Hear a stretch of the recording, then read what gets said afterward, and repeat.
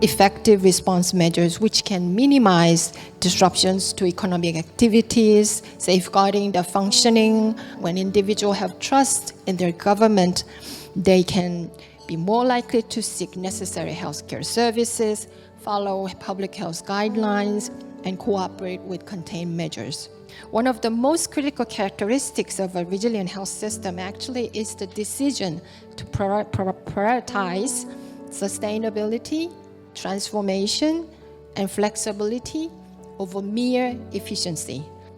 And also, another intriguing component of resilience system is the presence of slow variables, such as social factors encompassing legal systems, values, traditions, cultures, and deeply rooted customs. These elements can contribute to society, the system strength, consolidation, long-term sustainability, particularly in time of crisis. Well, during a crisis, our attention often leans towards some of the immediate variables like prompt response and how to be efficient in making our decisions.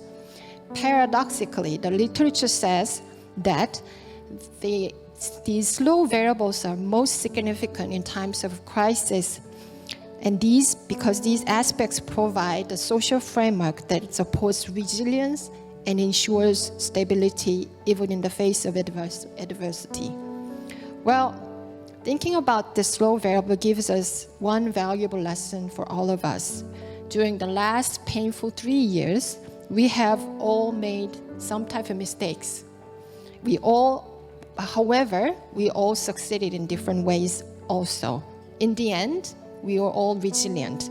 And we have learned that hopefully will not repeat the same mistakes, as these painful experiences taught us how important these quote-unquote slow variables, such as our values, cultures, community, and tradition.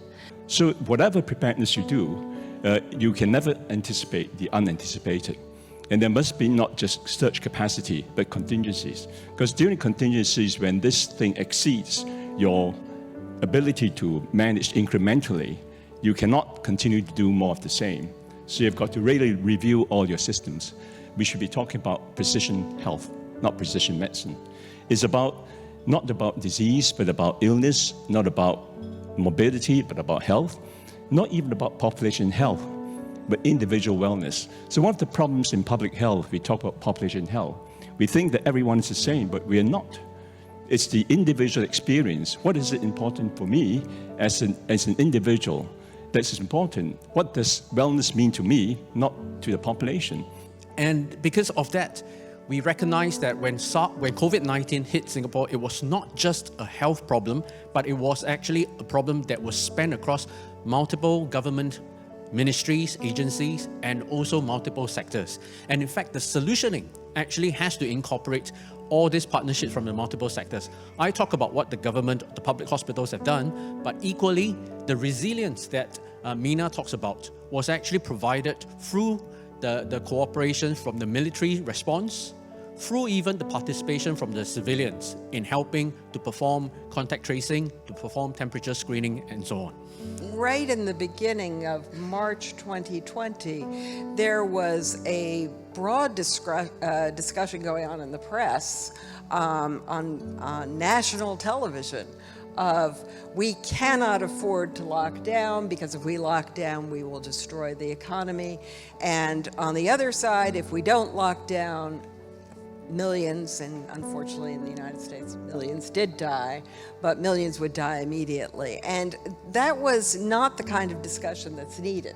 What we needed was actually those two groups talking to each other and trying to figure out how to make that work. The most profound economic effects from the COVID pandemic in the United States and possibly globally will be what happened with our schools.